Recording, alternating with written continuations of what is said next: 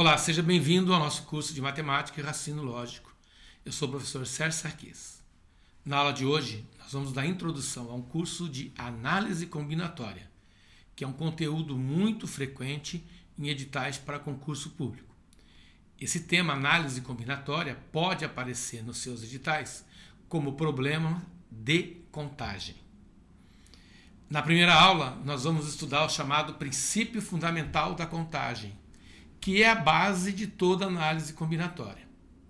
Normalmente, em questões de concurso público, você consegue resolver aplicando o princípio fundamental da contagem, que é uma técnica bem simples, que é um conceito bem elementar, bem tranquilo, que você pode aplicar na solução dos seus exercícios, ok? Muito bem. Então, a análise combinatória visa desenvolver métodos que permitem contar. Essa palavrinha é chave para você poder identificar os problemas de análise combinatória. Em todos os exercícios, ele vai te perguntar assim: de quantas maneiras podemos agrupar? De quantas formas podemos montar? Sempre que ele perguntar de quantas maneiras, de quantas formas, ele está resolvendo um problema de análise combinatória. Por isso chama-se problema de contagem. E quando ele fala contar de uma forma indireta, é porque você não vai sair contando as coisas. Você vai chegar ao resultado através de operações matemáticas, de multiplicação e adição. Então, você vai, através das operações básicas, chegar a uma determinada quantidade. Ok? Muito bem. O que vem a ser o chamado princípio fundamental da contagem? Então, nós vamos abreviar por PFC, princípio fundamental da contagem. Como é que essa história funciona? Então, tudo começa assim, ó. Nós vamos ter aquilo que nós chamamos de um evento. Evento é o mesmo que acontecimento.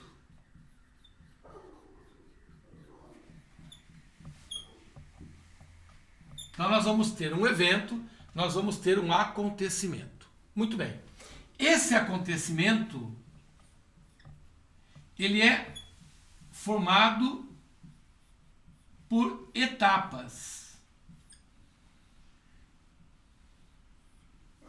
Então, nós podemos ter a etapa número 1, vamos assim chamar, etapa 1, etapa 2, etapa número 3, e assim sucessivamente, até uma etapa N qualquer. Então, vamos supor que você tenha um evento, um acontecimento com 3 etapas. Então, você faz etapa 1, 2 e 3. Mas vamos supor que ele tenha 5 etapas. Então, você vai até a 5ª etapa. Então, nós estamos simbolizando por EN essa tal última etapa.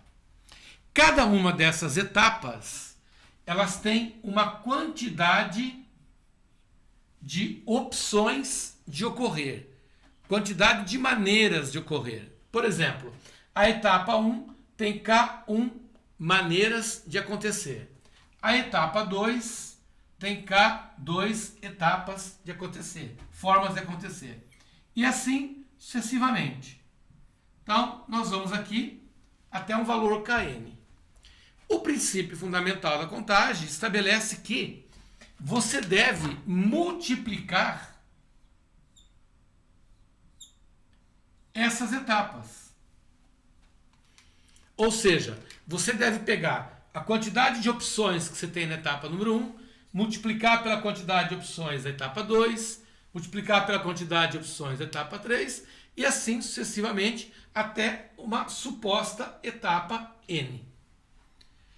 Por incrível que pareça, é um conceito muito básico, é um conceito elementar e é um conceito utilizado na grande maioria dos exercícios de prova de concurso público. Você deve estar lembrando o seguinte: tá, mas esse assunto eu já estudei lá no ensino médio, e lá no ensino médio tinha a chamada análise combinatória, onde eu aprendia problemas de arranjo, combinação, permutação. Sim, Vocês aprenderam isso lá atrás e nós vamos revisar aqui também. Mas grande parte das questões você não vai precisar utilizar esses conceitos para resolver o problema.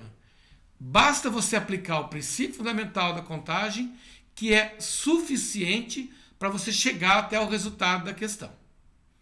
Então nós vamos fazer agora uma série de exercícios onde eu vou demonstrar exatamente isso. Sem falar em fórmula matemática, sem falar em arranjo, combinação, permutação. Nós vamos pegar o texto, nós vamos transformar o texto numa linguagem matemática e analisar a forma de se chegar a esse resultado. Ok? Vamos lá então para a nossa primeira questão.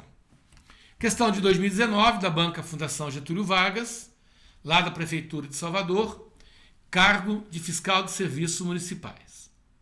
A questão diz assim: trocando-se a ordem das letras da sigla PMS, Prefeitura Municipal de Salvador, bem provável, de todas as maneiras possíveis, obtém-se os anagramas dessa sigla. O número desses anagramas é letra A, 16, letra B, 12, letra C, 9, letra D, 8 e letra E, 6. Bom, você deve ter percebido a presença de uma palavrinha muito importante que é anagramas. E deve estar lembrado que anagramas são problemas resolvidos por permutação. O que nós vamos fazer aqui é demonstrar que, mesmo sem saber que é um problema de permutação, você pode simplesmente aplicar o princípio fundamental da contagem e sair de boa, e resolver a questão numa boa. Vamos lá então. Vamos ver o que ele coloca nessa questão para nós. Olha só. Eu vou deixar até aqui no quadro escrito para a gente poder entender, né? O que vem a ser o nosso evento nesse exercício? O nosso evento nesse exercício é a formação de um anagrama. Você deve estar se perguntando, tá, mas o que é um anagrama? Ora, um anagrama nada mais é do que um conjunto de letrinhas formando siglas. Algumas com significado, outras não. Então, quando você pega as letras que compõem uma palavra e mistura essas letras, embaralha essas letras, você vai formando determinadas siglas. Essas siglas são chamadas de anagrama. Então, no nosso caso aqui, o evento é a formação de um anagrama. Muito bem. Esse nosso anagrama, ele será composto de 3 etapas. Aí você diz assim, mas como 3 etapas? Ora, se eu vou ter que utilizar letras P, M, S, então eu tenho um anagrama composto de 3 letras. 3 etapas. Então nós vamos ter a etapa número 1, a etapa número 2 e a etapa número 3. Então nós temos aqui um conjunto de 3 etapas. Porque o meu anagrama será composto de 3 letras. 3 letras, 3 etapas. Perfeito? Muito bem. Quando eu for preencher a primeira etapa, eu tenho 3 opções de escolha. Fala, como assim, Sérgio, 3 opções? Ora, eu tenho a letra P, eu tenho a letra M e eu tenho a letra S. Então eu tenho 3 opções de escolha na etapa número 1. Quando eu chegar na etapa número 2, eu já não mais terei 3 opções. Eu terei apenas 2 opções. Mas por que apenas 2 opções? Porque das 3 letras que eu tinha no início, uma eu já posicionei aqui. Então, quando eu for preencher a etapa número 2, eu só vou ter à minha disposição 2 opções. E quando eu for preencher a etapa número 3, eu vou ter apenas uma opção. Porque as outras 2 já ficaram pelo caminho. Muito bem. O que é que diz o princípio fundamental da contagem? Que essa quantidade de opções, elas devem ser multiplicadas. Então eu vou multiplicar o 3 pelo 2 pelo 1. E essa multiplicação vai nos dar como resultado o valor 6. Então eu tenho 6 formas diferentes de agrupar as letrinhas P, M, S. Ou seja, eu tenho condições de construir 6 anagramas. Perfeito? E vamos combinar que nesse caso aqui, mesmo que você não soubesse o princípio fundamental da contagem, você poderia fazer a questão no braço, né? Olha só, eu quero formar anagramas com as letrinhas P, M, S. Então eu começo assim, PMS, P, S, M. Fixei a letra P e trabalhei com as letras M e S. Agora eu vou fixar a letra M. Então pode ser MPS, como pode ser MSP. E agora eu vou fixar a letra S. SPM, SMP. Então aqui estão os 6 anagramas possíveis de se formar utilizando as letrinhas P, M, S. Então você não precisou de nenhuma fórmula, você não precisou nem identificar que trata-se de um problema de permutação. Mas lá na frente a gente vai explicar os casos de permutação e quem sabe a gente retorna a esse mesmo problema dizendo, olha, lembra aquela questão que a gente resolveu pelo princípio fundamental da contagem? Agora eu estou resolvendo pela chamada permutação. Perfeito? Então essa primeira questão tem como resposta a alternativa a letra E. Vamos para a segunda? Vamos lá. 2016, da Banca FEPESE, órgão celeste, cargo agente administrativo. Muito bem. Então ele coloca o seguinte: em um colégio irão eleger o diretor, o vice-diretor e o tesoureiro entre os 20 professores do colégio. Então o colégio tem um grupo de 20 professores e dentre esses 20 professores será escolhido um diretor, o vice-diretor e o tesoureiro. Então ele quer saber de você o seguinte: de quantas maneiras essa escolha pode ser feita? Olha aí a senha, né? Olha aí a dica do problema. De quantas maneiras? Por isso que trata-se de um problema de contagem, ou seja, análise combinatória. De quantas maneiras eu posso fazer a escolha entre 20 professores para ocupar os cargos de diretor, vice-diretor e tesoureiro. Muito bem. Então, existe uma semelhança muito grande com essa questão. Olha só. Vamos apagar agora aqui e dizer o seguinte: agora o evento não é mais anagramas. Agora o evento consiste em eu formar uma espécie de chapa, né? Tipo uma eleição. Vai haver uma eleição para os cargos de diretor, o cargo de vice-diretor e o cargo de tesoureiro. E nós temos à disposição, nós temos um grupo com 20 professores.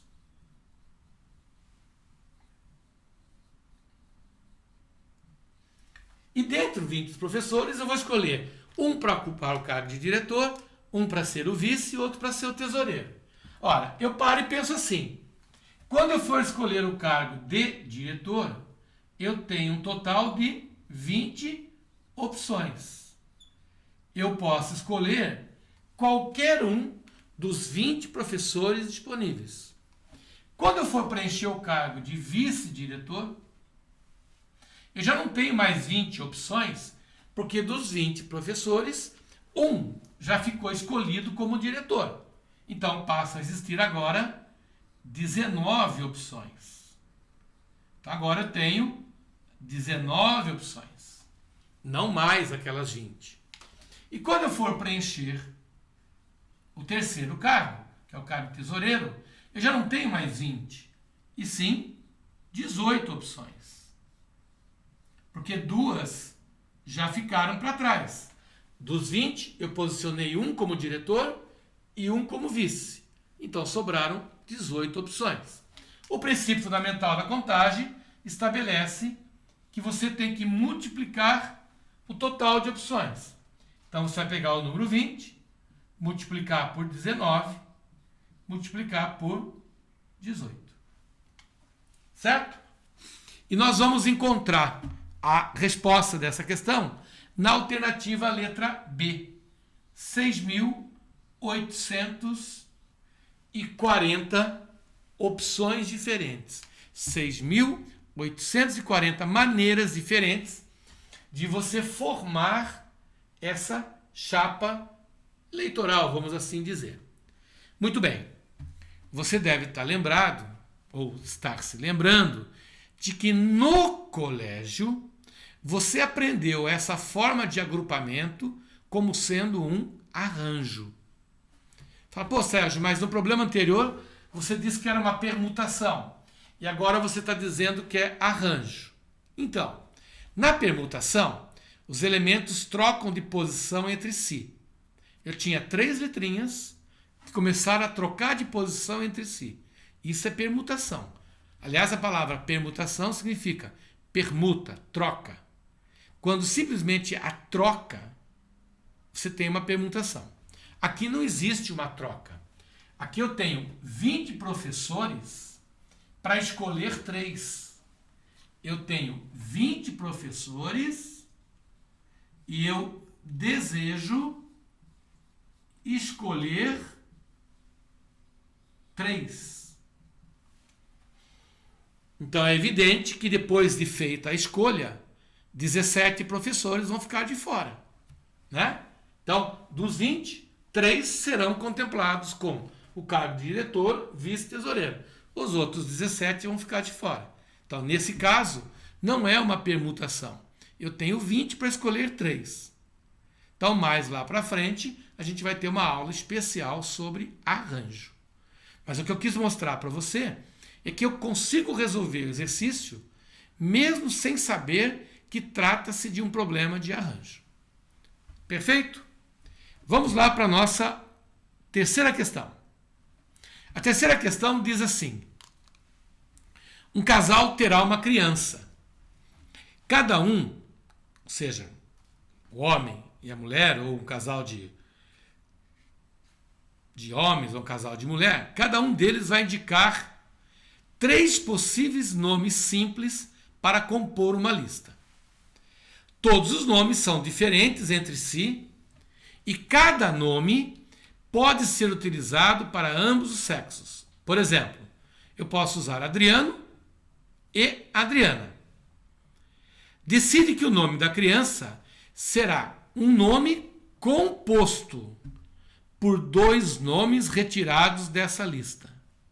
Então, vamos analisar o seguinte, antes que a gente dê continuidade ao exercício. Nesse caso aqui, o evento é a escolha do nome de uma criança. Então, o evento já não é mais fazer um anagrama, já não é mais fazer uma chapa. O evento aqui é escolher o nome de uma criança. Muito bem. E o texto foi muito sutil. O nome dessa criança terá que ser um nome composto. Em outras palavras, esse nome obrigatoriamente terá 2 etapas, né? Nome composto. Então nós vamos ter aqui, vamos chamar aqui a etapa número 1 e aqui a etapa número 2. Então, nome composto, o cara vai chamar João Carlos ou Maria Clara, todos nomes compostos, né? Beleza. Muito bem. Esse nome composto deve ser retirado, segundo ele, de uma lista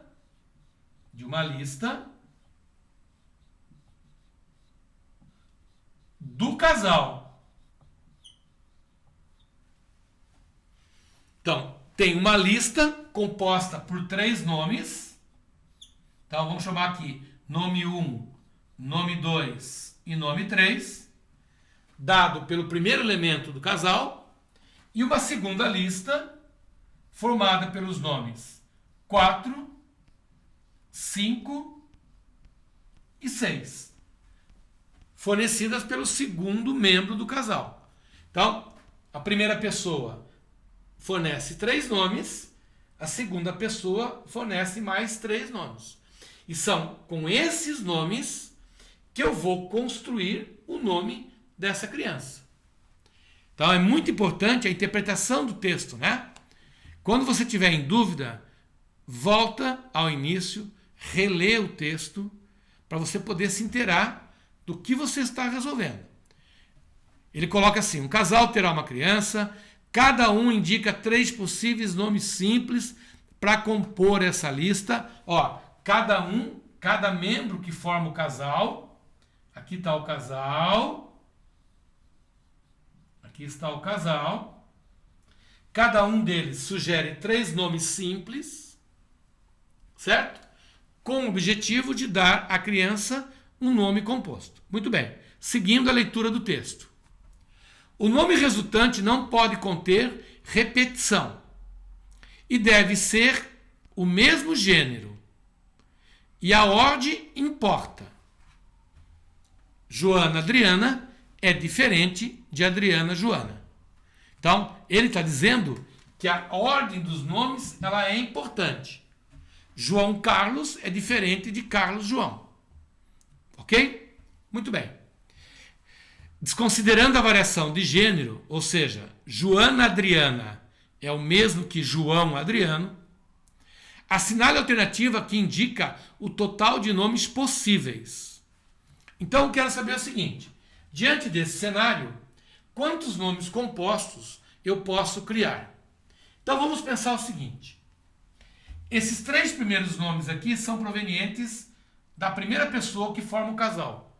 São nomes simples. Esses outros 2 aqui, esses outros 3, vêm da pessoa número 2. Também são nomes simples. Correto? Muito bem.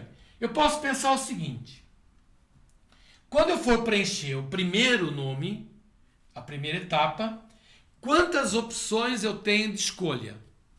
Então, quando eu for colocar o primeiro nome da criança, quantas opções eu tenho de escolha? Eu tenho 1, 2, 3, 4, 5, 6. Isso quer dizer que essa primeira etapa ela será formada por 6 opções. Muito bem. Quando eu for formar o segundo nome,